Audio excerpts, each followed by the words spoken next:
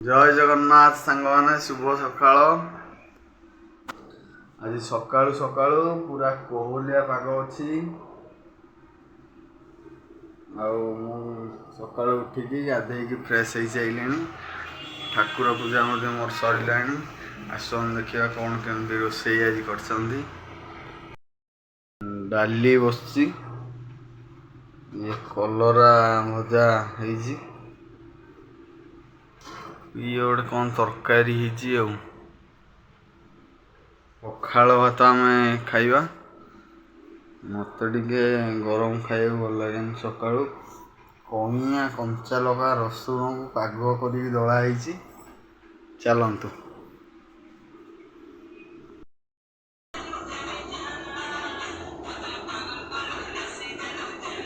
पखाल भात कलरा आलू भजा कइया खटा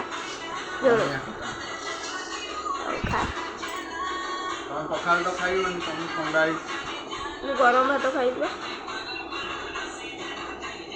पखालटा एक्चुअली खाइले गोटे तो मु पखाल खाइबी ना झील झील गाधेब ना गाधेबनी आ गाधेबनी पेट गरम हो भाई नाची दियो। मोबाइल चलती ऊपर सी तले नाचुती एमती क्या हो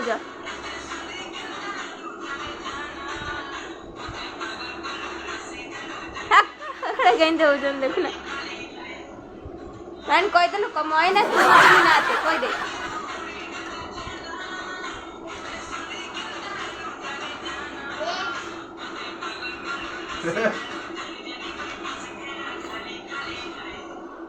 डाटा बंद कर दे से वीडियोटा लगे देखी आई बैंक कहीदेलु मगर मईना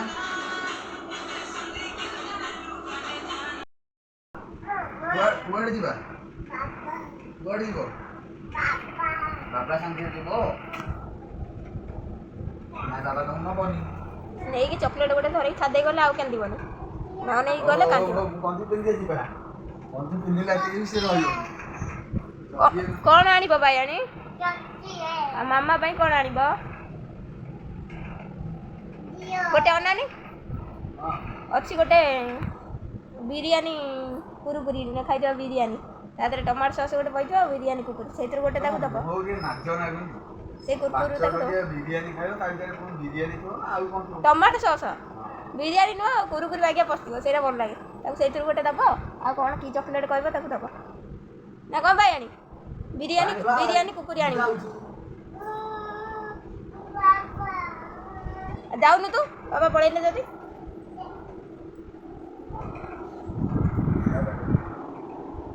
बाय कुआड़ जाउ छो बाबा संगे जाउ बाबा संगे कोठी जाउ छु बुनी जाउ छु हो जा आनी तो ऊपर छाड़ी के जीवा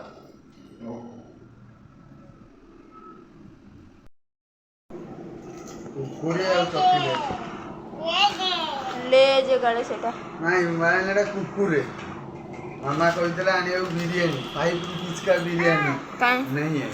चिकन किलो तो 400 टका चिकन किलो तो 240 टका है। हां ताऊ फिटे दियो से रखे दबनी सेटा कोन ये सोलिया चॉकलेट तारी जोडे धोइले ओलिया नहीं की जाउछ स्वच्छ रहिले आम परिवेश स्वच्छ हाँ बुलेला ठीक करके आउ थर कह दियो ना कोन कोए म्युनिसिपालिटी म्युनिसिपालिटी गाड़ी जा कहला तमे तमर कोन कहबो कुआ हां स्वच्छ रहिले आम परिवेश आमर होबो विकास तमर विकास न तमे विकास जियो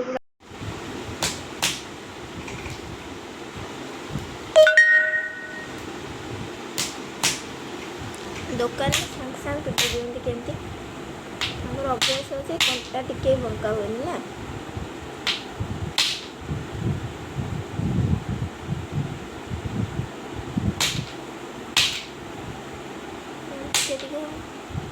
देखिए ना घोड़ा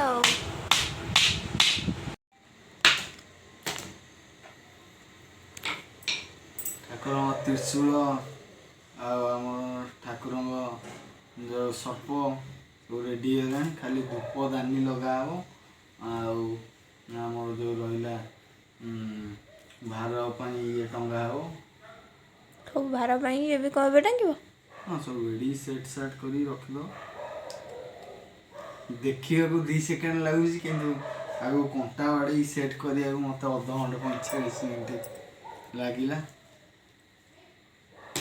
ଭଲ ଲାଗିଥିଲେ ସେଟ୍ କରିବାକୁ ଅଧଘଣ୍ଟେ ଟାଇମ୍ ଲାଗିଗଲା ମୋତେ। ଏଇ କିଛି ଦିନ ହେବ ବି ଆପଣମାନଙ୍କର ବହୁତ ଭଲ ପାଇବା ଆମକୁ ମିଳିଛି, ବହୁତ ଆଗକୁ ଯାଇଛୁ। ଆଉ ଯାହା ଯେତିକି ସମ୍ଭବ ହେଉଛି ବ୍ଲଗ୍, ଯାହା ଯେତିକି ସମ୍ଭବ ହେଉଛି ସର୍ଟ ଭିଡ଼ିଓ କରିକି ଆପଣମାନଙ୍କ କତିରେ ପହଞ୍ଚିବା ପାଇଁ ଆମର ଟୋଟାଲି ଏଣ୍ଟାୟାର ଫ୍ୟାମିଲି ଆମେ 3 ଜଣ, ସ୍ୱାମୀ ସ୍ତ୍ରୀ ଝିଅ। ଝିଅ ତ ଛୋଟ ପିଲା, ସ୍ୱାମୀ ସ୍ତ୍ରୀ 2 ଜଣ ବହୁତ ଲାଗିଛୁ। ମୁଁ ଭିଡ଼ିଓ କରୁଛି, ଆଉ ଭିଡ଼ିଓ କରିସାରିଲା ପରେ ତାକୁ ରାତି ଏଡ଼ିଟିଂ କରିବା କାମ ହେଉଛି ମୋ ମିସେସ୍ଙ୍କର। ସେ ତାଙ୍କର ଏଡ଼ିଟିଂ କରୁଛନ୍ତି।